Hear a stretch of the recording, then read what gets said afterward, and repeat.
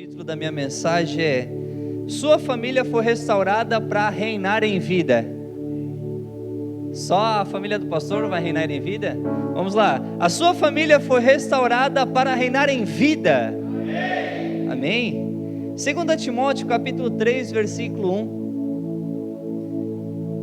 O texto diz assim, 2 Timóteo capítulo 3, versículo 1. Saiba disto: nos últimos dias sobrevirão tempos terríveis.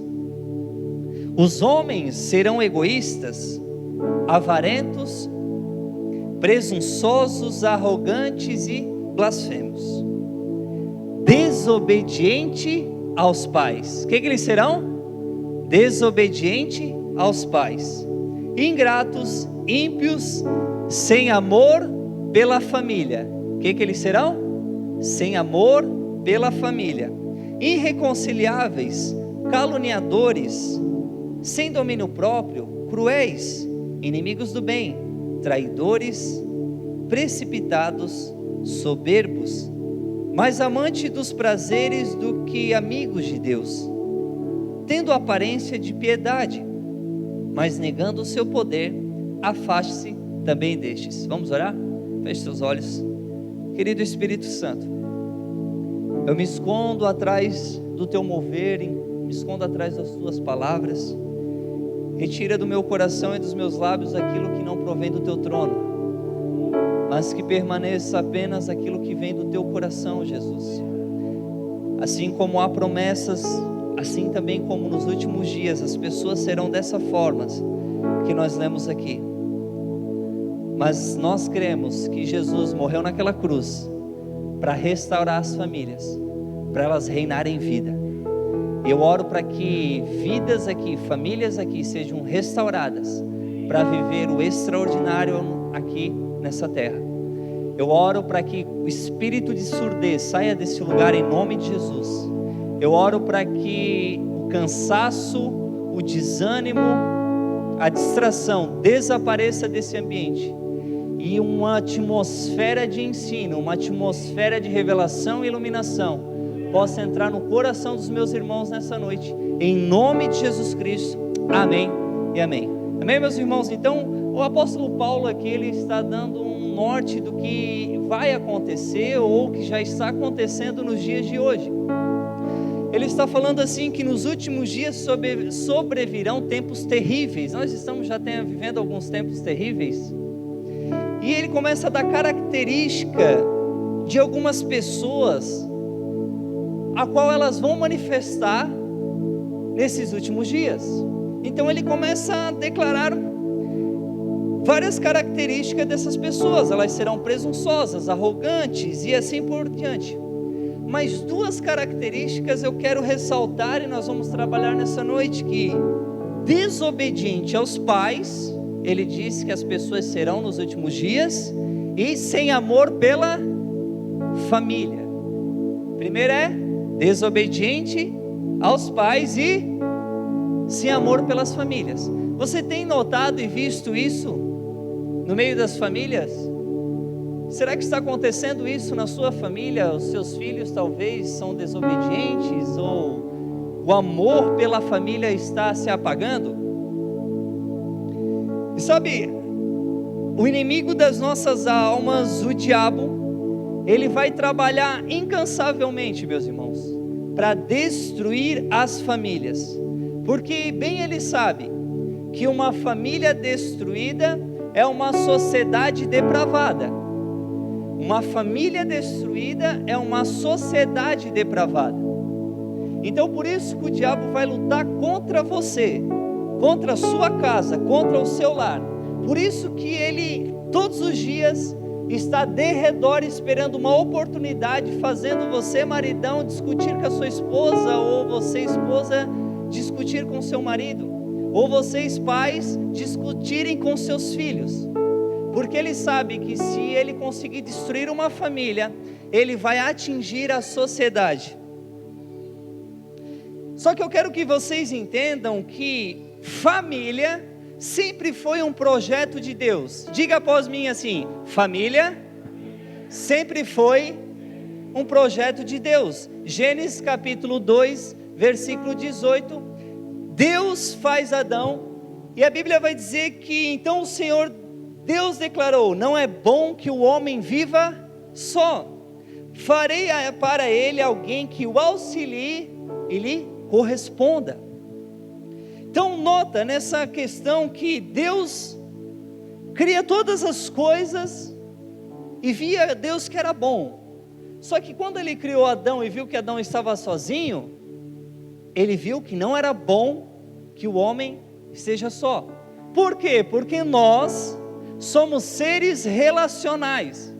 Nós dependemos uns dos outros. Olha para o seu irmão que está do seu lado e fala assim: cara, eu dependo de ti, eu preciso de você, você faz parte da minha família. Talvez você chegou nessa noite destruído com a sua família. Talvez a sua família, meu irmão, você veio sozinho para a igreja e você não tem família. Saiba que Deus usa a sua igreja para tornarmos a sua família. Então, ou seja, você não está sozinho, nós somos a tua família, amém? Família está no coração de Deus, por quê?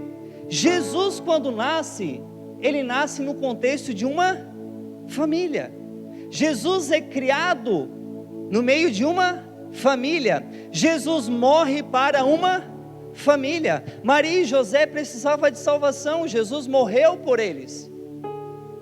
Então Jesus, quando ele vem cumprir a sua missão, ele não aparece em um meteoro, mas ele nasce no meio de uma família, porque família é projeto de Deus, é o coração de Deus, é família.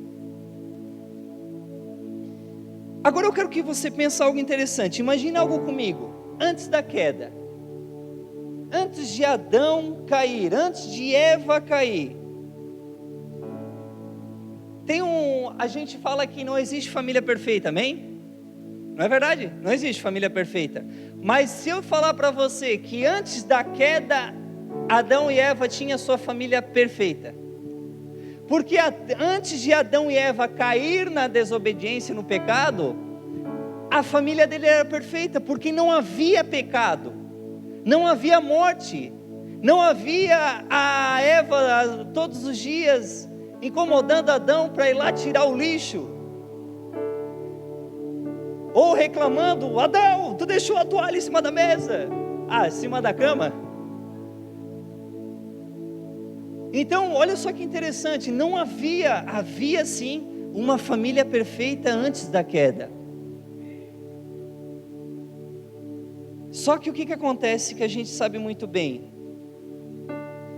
Deus dá uma ordem para Adão: comerás de todos os frutos, mas não comerás do fruto do bem e do mal. O que acontece? Eva come do fruto, dá para o seu marido, desobedecem a Deus, e a partir daí, as famílias começaram a se tornar amaldiçoadas ou depravadas. A partir daí desencadeou o pecado, a maldição e a morte. Romanos 5,12, Paulo vai explicar bem isso que eu estou falando, a consequência da desobediência dessa primeira família. Ele diz assim: portanto, da mesma forma como o pecado entrou no mundo por um homem, por quem? Pelo Adão, e pelo pecado a morte. Então não tinha pecado e não tinha morte, mas a desobediência deles desencadeou o pecado e a morte. Assim também a morte veio a todos os homens, porque todos pecaram. Então a partir disso, todas as famílias começaram a se tornar depravadas. A partir disso, a morte começou a reinar nas famílias. Vou dar um exemplo. Os filhos de Adão e Eva, o primeiro assassinato que acontece na Bíblia é com os filhos de Adão e Eva. Caim mata Abel. Aquilo que era perfeito, o pecado entrou, a morte começou a reinar, e o primeiro assassinato foi dentro da casa de Adão e Eva. Então o problema que hoje você está vivendo dentro do seu lar é porque foi o bendito Adão e bendita Eva. Paulo está falando aqui, ó, também a morte veio a todos os homens, porque todos pecaram. Mas eu não quero contar para vocês só desgraça, amém? Talvez você esteja vivendo uma desgraça dentro de casa. Eu não quero falar mais sobre desgraça, eu quero te dar uma boa notícia. Nosso Deus é rico em misericórdia e compaixão. Ele é tão maravilhoso que certo dia ele não estava de braço cruzado, mas de mão estendida. E ele manda quem? Alguém da sua família, para morrer na cruz por mim e por você e para a sua família.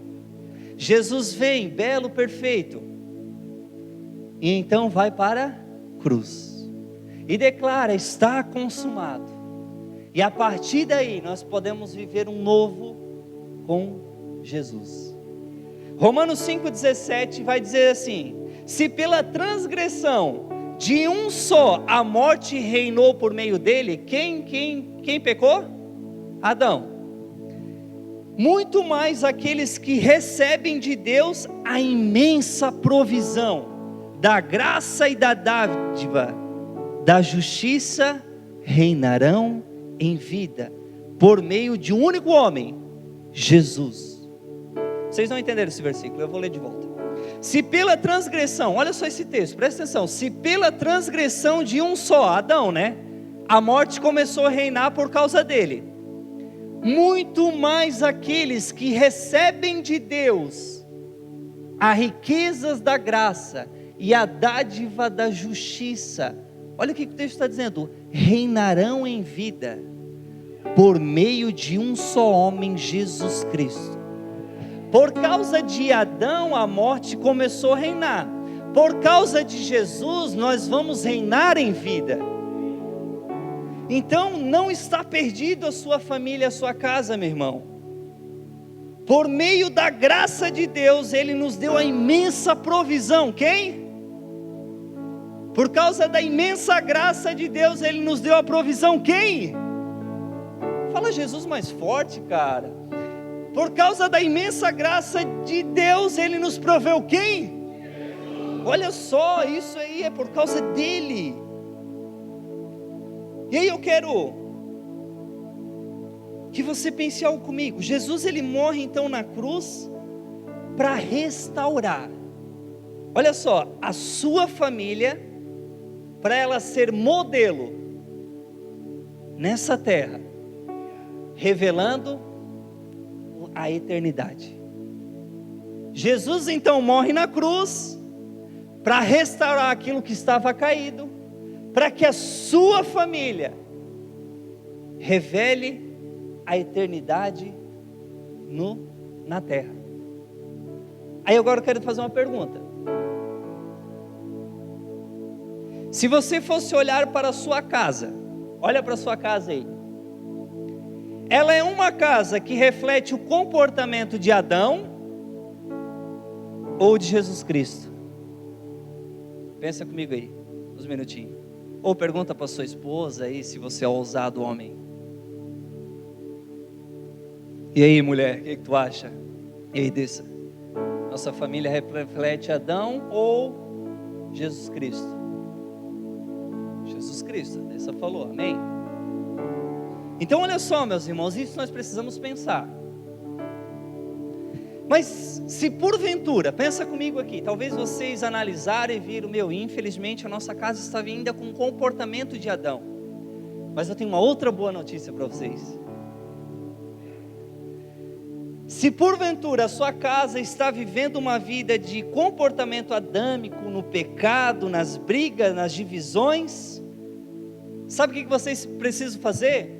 Se posicionar naquilo que Jesus conquistou na cruz para vocês, através das Escrituras. Será através das Escrituras que você terá fé e se posicionar naquilo que Jesus fez na cruz, para que a sua família seja relevante na terra, refletindo o céu. Então não está perdido A única forma que temos então é posicionamento nas Escrituras. Diga após mim assim: a Bíblia, bem forte, bem ousado, vamos lá, a Bíblia é um manual de conduta da família, feita pelo fabricante. Então a Bíblia, ela é um manual de conduta da família pelo fabricante. Então quer revelar o céu na terra? Aqui está aquilo que vai te conduzir para refletir Jesus, para a sua família refletir Jesus. Então, já entendemos que Jesus morreu por nós e nos colocou numa posição de reinar em vida. Então agora, através das Escrituras, nós vamos conseguir manter esse reflexo do céu aqui na terra. Quer ver só? Agora eu vou dar uns pontos para nós entender algo.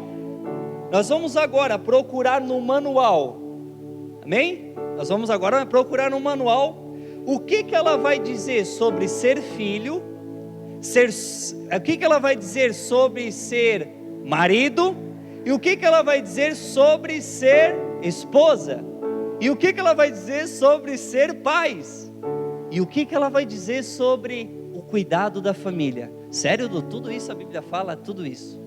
Vamos lá para o primeiro ponto. O que um manual de conduta da família fala sobre ser filho? Quem é filho aqui?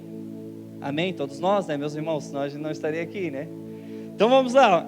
Efésios capítulo 6, versículo 1 diz assim: filhos, não é para pais agora, preste atenção, pais, não é para vocês pensar como os paizão e os meus filhos têm que me obedecer, tá? Pensam como filho agora. Filhos, obedeçam aos seus pais no Senhor. Honra o teu pai e tua mãe, esse é o primeiro mandamento com promessa, para que tudo te corra bem e tenhas longa vida sobre a terra. Então, primeira coisa que nós estamos se colocando de filho aqui, o Senhor está declarando para nós como filhos é: obedeçam aos seus pais. E a segunda coisa que a Escritura está falando para nós é: honra o teu pai e tua mãe. Quantas vezes nós pensamos sobre honra, parece que a gente tem até medo de pensar sobre honra, não é verdade? Porque a gente acha que tem que honrar a pessoa com medo. Não. Honrar pai e mãe é no sentido de você olhar para essas pessoas, para o seu pai ou para a sua mãe, e vê-los como preciosidades em sua vida.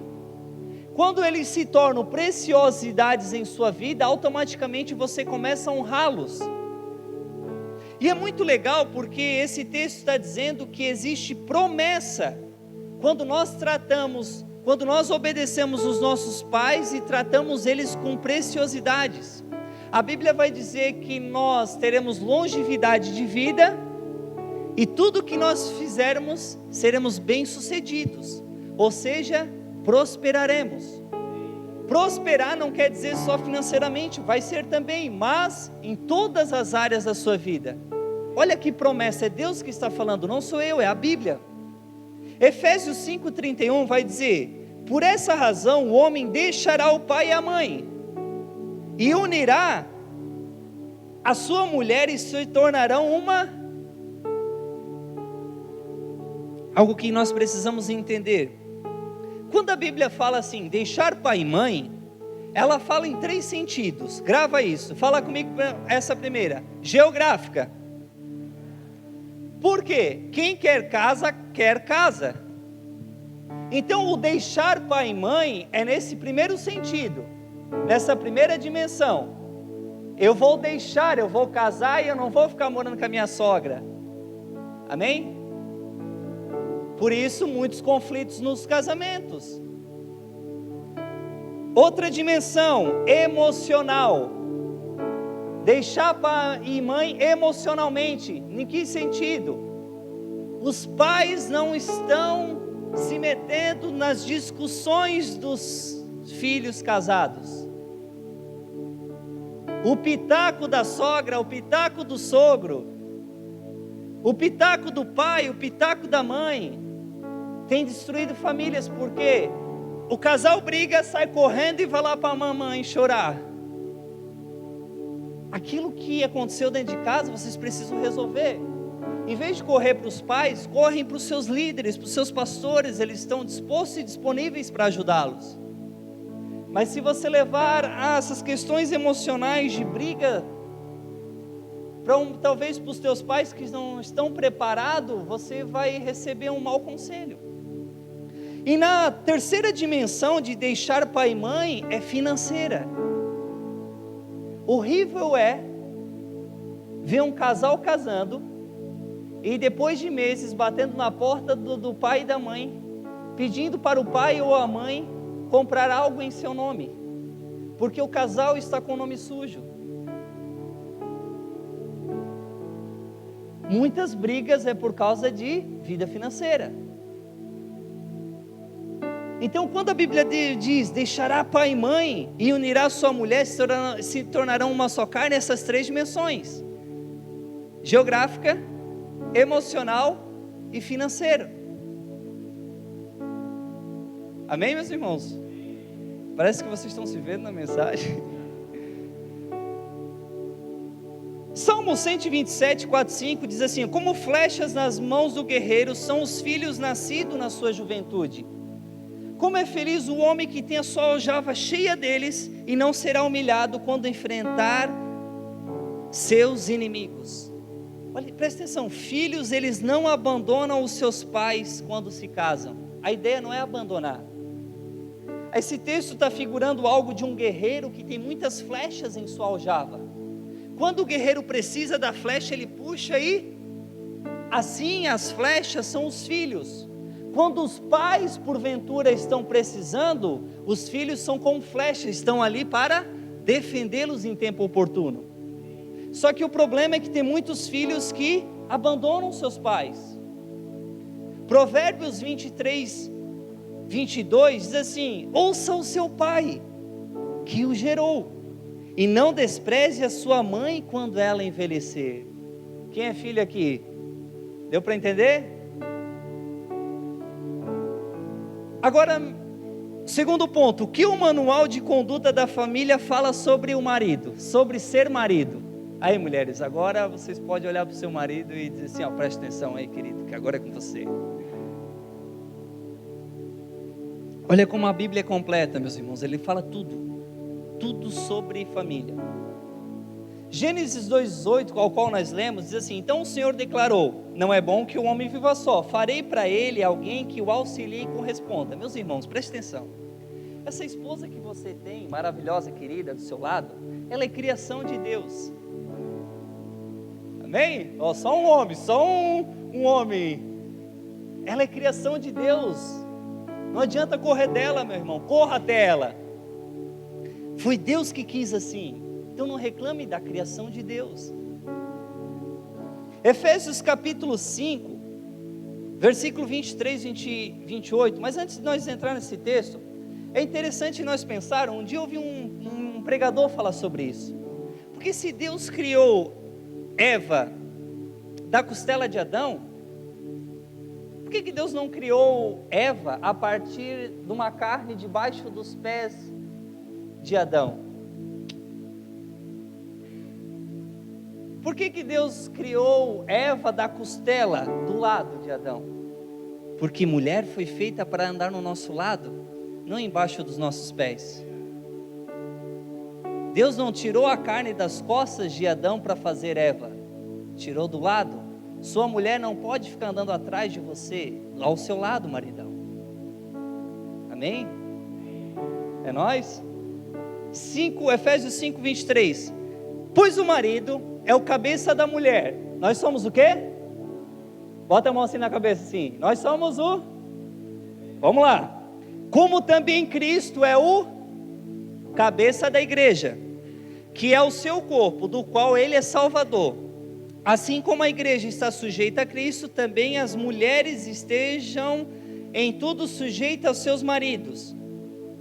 Maridos, ame cada um a sua mulher, assim como Cristo amou a igreja e se entregou por ela. Agora pensa comigo aqui, maridão. A responsabilidade que eu e você temos como marido. Porque as escrituras estão dizendo e estão comparando eu e você como cabeça das nossas esposas, assim como Jesus é o cabeça da igreja. Olha que responsabilidade que nós temos. Cabeça serve o quê? Para pensar. Cabeça recebe o quê? Informações. Jesus, enquanto andou nessa terra, ele fazia tudo que o Pai ordenou, ou seja, a cabeça dele estava conectada ao Pai. Agora, maridão, nós, como cabeça das nossas esposas, nós precisamos estar conectado a Jesus para conduzir a nossa igreja chamada esposa. Estão entendendo a lógica desse texto? Por isso que nós homens temos essa grande responsabilidade de ter o governo da nossa casa, de direcionar a nossa casa. Jesus governou a igreja, morreu por ela, amou a igreja. Nós, como cabeça da nossa esposa, nós governamos elas, nós direcionamos elas, nós morremos para elas e nós amamos elas. Olha a responsabilidade, você que é solteiro, que deseja casar. Olha na encrenca que você vai entrar, meu irmão. Estou brincando, é uma bênção. Mas você vai ter que se entregar e morrer por ela. E aqui entra uma questão: como, meu irmão, você vai ouvir a direção? É porque é uma hierarquia, pensa comigo. Deus passava informação para Jesus, Jesus fazia. Jesus gerava na igreja, amém? Deus passa informação para Jesus, Jesus passa para nós homens e nós passamos para a nossa esposa e conduzimos o nosso lar. Agora nós homens, que não vamos até a fonte do conhecimento, que é Jesus, para onde então que você está levando a sua casa? Homem que não ora, não governa o seu lar. Homem que não tem vida de oração, de joelhos todo dia, não sabe para onde está levando a sua casa, meu irmão. E por isso que vocês estão tendo tanto conflito, porque é um cego tentando levar outro. Então por isso que nós homens precisamos ter uma vida de devoção e busca no Senhor, para conduzirmos a nossa casa. Por isso que é responsabilidade. Aí depois nós culpamos a Deus porque está dando coisas erradas dentro do nosso lar, mas a culpa é nossa, de não buscar nele as direções. Levante sua mão, homem, diga assim comigo: a partir de hoje eu serei um homem de oração. Amém? Ó, mulheres, você pode cobrar agora. 1 Pedro 3,7, marido, vós igualmente, na versão Almeida Revista Atualizada, eu vou ler junto com vocês. 1 Pedro 3,7, olha só esse texto. Maridos, vós igualmente vivei a vida comum do lar. O que é viver comum do lar, meu irmão? O que é a vida comum do lar? Não é lavar uma loucinha, não é lavar uma roupinha. Para quem que ele está falando? Maridos. Meu irmão, o serviço da casa não é só para a mulher, não. O passar a roupinha, o botar a roupa para lavar, não é só para a mulher, não. A vida comum do lar é nós também. A gente tem que sair do sofá com o celular na mão e ir lavar uma louça. Lavar a louça não machuca a sua mão, meu irmão. Varrer uma casa não cai os braços. Mas você verá a sua esposa sorrindo e vindo te abraçar e dizer assim: obrigado, Senhor, pelo marido que eu tenho. Não vou pedir para levantar a mão, mas quantos recebem esses abraços e esses elogios por limpar bem a sua casa? Quer levantar a mão para arriscar? Aí ó, glória a Deus. Amém? Se você não é elogiado por sua esposa, reveja suas atitudes dentro de casa, meu irmão, amém? Não estou aqui botando peso, estou falando com amor, estou revelando o que a Bíblia diz para nós, é uma responsabilidade realmente. Agora, maridão, olha para sua esposa e diga para ela assim: preste atenção que agora é com você.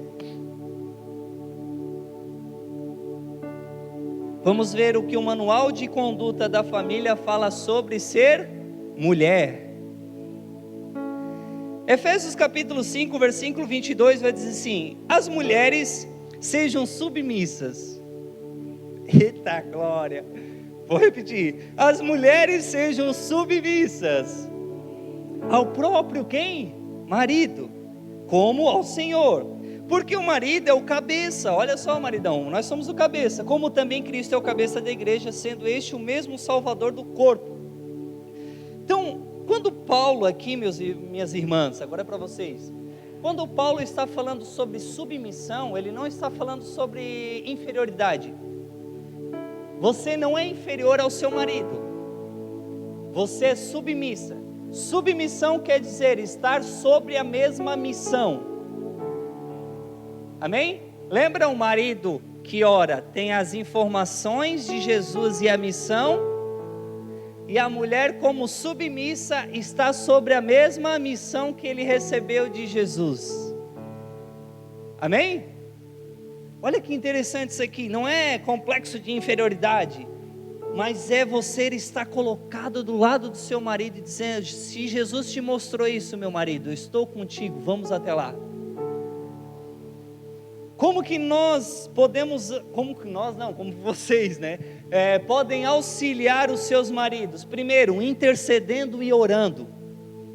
A oração é para todos nós, não é só para o marido. Mulher, você precisa orar pelo seu marido.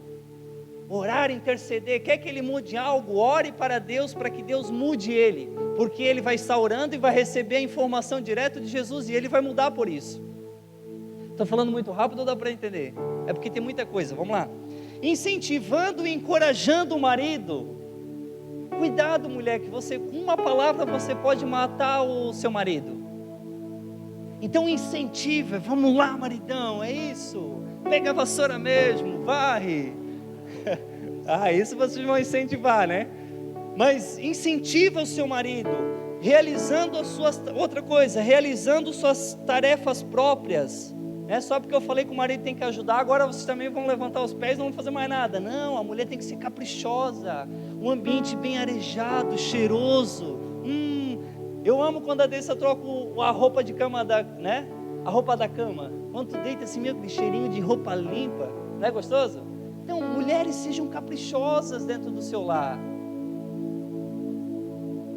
Ser dona de casa é uma tarefa muito importante. Então, saber receber bem os convidados, saber organizar os horários dos filhos, organizar as roupas, os alimentos, a casa, para o bem-estar da família. Eu acredito que aqui existe muitas mulheres que trabalham também para ajudar no sustento da casa, amém? Aí o que acontece? Vocês precisam conversar entre esposa e marido para dividir as tarefas dentro do lar para que não haja atrito. Então, se a mulher trabalha fora, conversem um com o outro para organizar um ambiente do lar.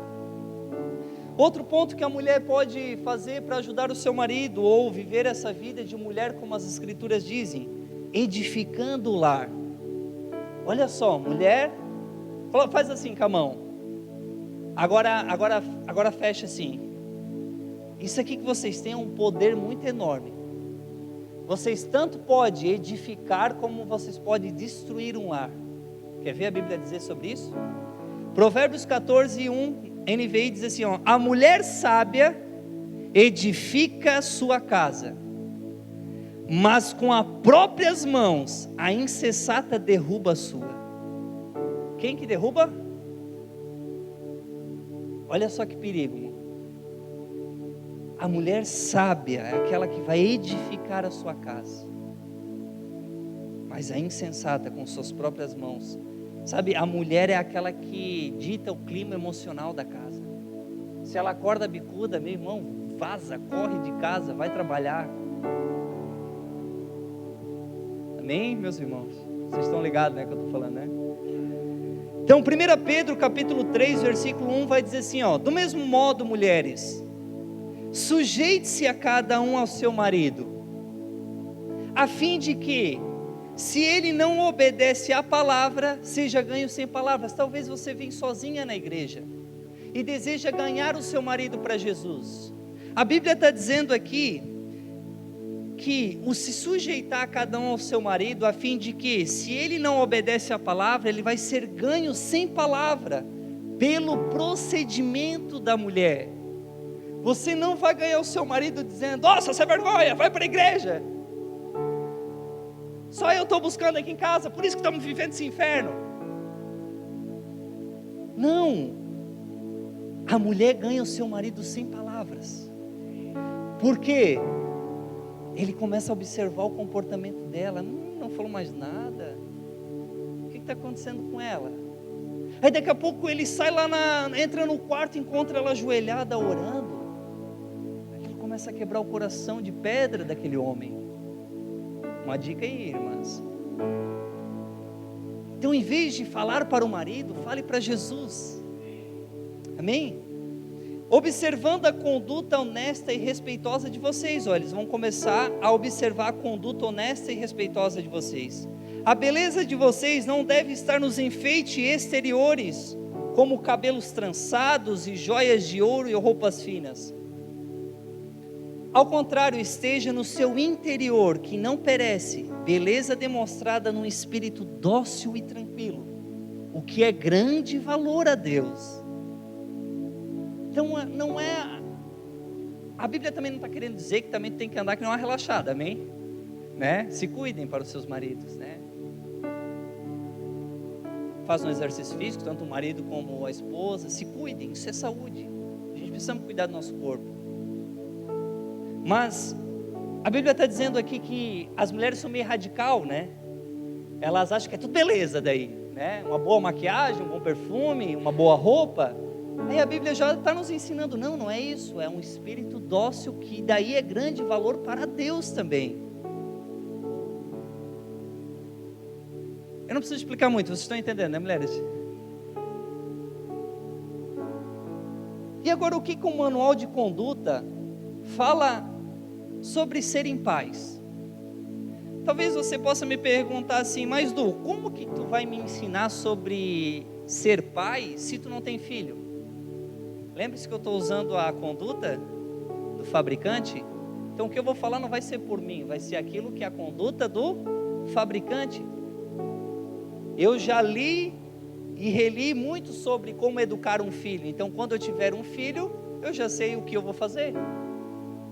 Talvez você esteja errando com o seu filho porque você não pegou o manual do fabricante, ao qual fez o seu filho. Então se tem uma pessoa que sabe criar bem o seu filho, é Deus, que foi Ele que criou. Então Ele deixou tudo escrito para te ensinar. Efésios capítulo 6, versículo 4 vai dizer assim, pais, não irritem seus filhos, antes criem-no segundo a instrução no conselho do Senhor. Eu vou ler de novo. Pais, não irrite os seus filhos, antes criem-no segundo a instrução e o conselho do Senhor, porque lembra que eu falei? Foi Deus que criou o seu filho, então Ele sabe. Então, preste atenção, pais, vocês têm uma grande responsabilidade de discipular os seus filhos. Sabia que não é a igreja que apresenta Jesus para o seu filho, mas é você, como pai e mãe cristãos? É você que apresenta Jesus para o seu filho. Então, é isso que a Bíblia está falando aqui, pais. Ele não está falando assim, igreja, não irrita os seus filhos, antes cria. Ele está falando pais. Antes criam segundo a instrução e o conselho do Senhor. Então é com vocês a responsabilidade. Por isso que eu falei para os solteiros, quando vocês casar, é uma baita de uma responsabilidade, mas quando ter filho é muito maior. Quando ter mais um, maior ainda. E se a família entrar, se entrar mais filhos, tiver mais filhos, é mais responsabilidade ainda. Olha só o que a Bíblia diz em Deuteronômio capítulo 6, versículo 5, diz assim, uma instrução primeiro para nós, pais, ame o Senhor o seu Deus, de todo o seu coração, de toda a sua alma e de todas as suas forças, que todas essas palavras que hoje lhe ordeno estejam em seu coração. Então Deus está falando no coração nosso, pais.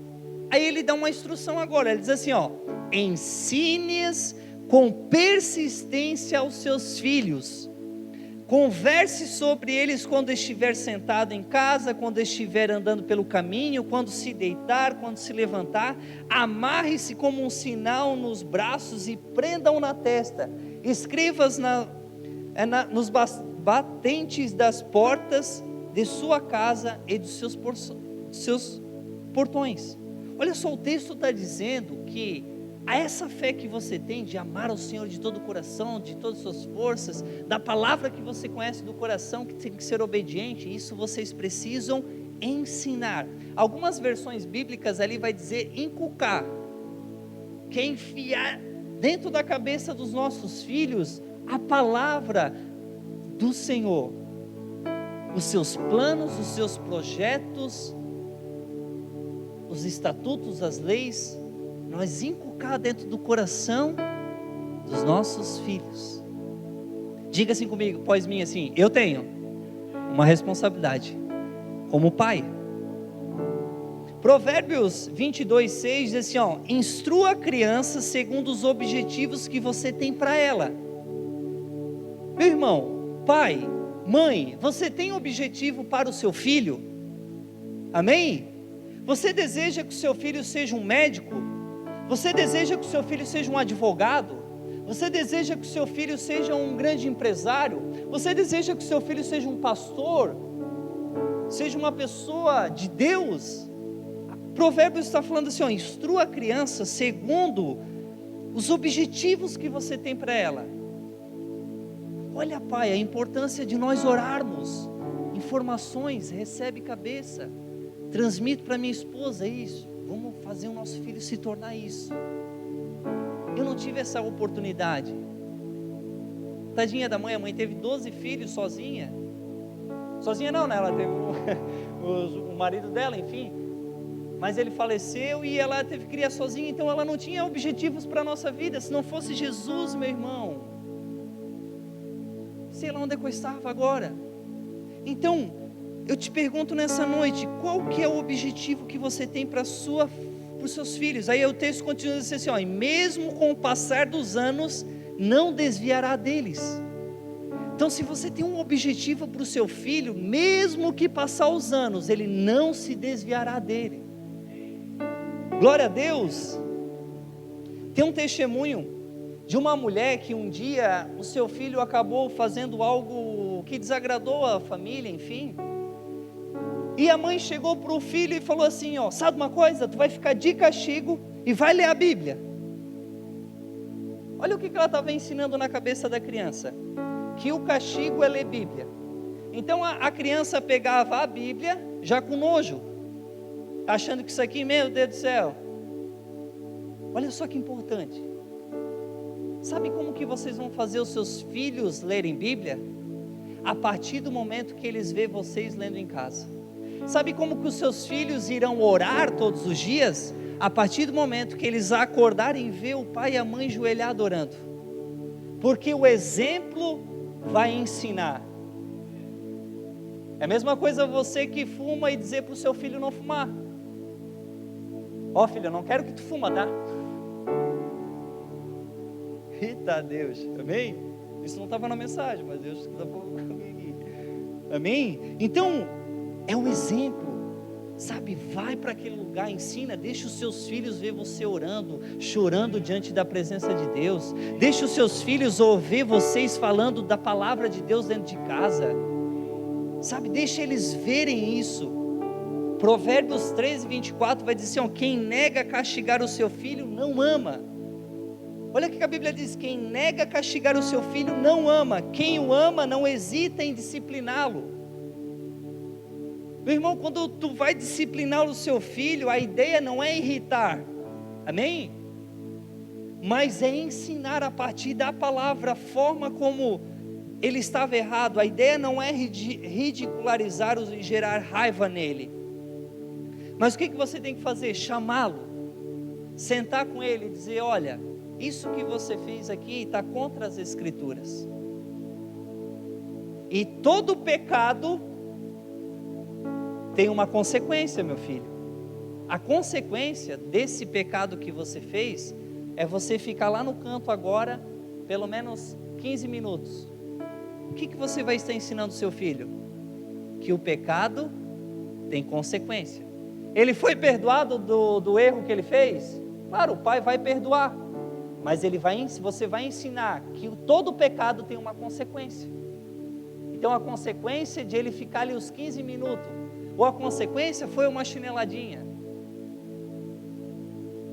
Olha só, mas sempre pelas Escrituras, sempre pela palavra. E agora, para a gente finalizar, vamos ver o que o manual de conduta da família fala sobre cuidar da família como um todo agora. É muita responsabilidade. Vamos ver o que a Bíblia vai dizer, o que ela diz sobre cuidar bem da sua família. 1 Timóteo capítulo 5, versículo 8. Olha só esse texto, vamos ler junto.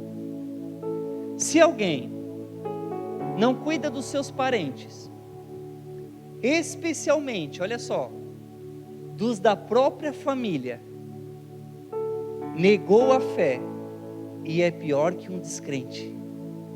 Vou ler de novo, porque esse texto é muito forte. Se alguém não cuida dos seus parentes, especialmente dos da própria família, negou a fé e é pior que um descrente. Sabe o que esse texto está querendo dizer para nós? Que a fé e o cuidado da família andam de mão dadas. Não tem como você dizer: ai meu Deus, meu pai, eu te amo, mas odeio o pai terreno. Estão entendendo? A fé com as boas obras se chama fé viva. Fé sem obras é morta. Estão entendendo, meus irmãos? A nossa fé é anulada a partir do momento que eu estou dividido com a minha família. Fé e obras andam juntos. Então olha que profundo que é isso aqui. Mas eu quero finalizar dizendo para vocês que nós temos uma boa notícia, amém? Jesus, Ele não sofreu em vão por mim e por você. Ele não sofreu em vão pelas famílias. Jesus ainda acredita nas famílias. Jesus ainda acredita na sua família. Jesus acredita no seu marido. Jesus acredita na sua esposa. Jesus acredita no seu filho, que talvez os seus olhos hoje vejam o seu filho e, cara, aquilo ali não vai dar mais nada na vida. Vai dar sim. Jesus morreu para que a nossa família hoje refletimos o céu na terra. Jesus morreu para isso, meus irmãos. É aquele texto ao qual eu li. Jesus, ele restaura na cruz o que um dia Adão e Eva perderam. Mas nós hoje, nós cremos em Jesus, praticamos o que o manual diz. E consequentemente, a sua família que foi restaurada, ela vai reinar em vida. As pessoas vão olhar e vão ver: meu Deus, o que aconteceu naquela família lá? Meu Deus, os filhos, o que aconteceu? Porque é fé, meus irmãos, naquilo que Jesus fez. E é posicionamento no que Ele diz.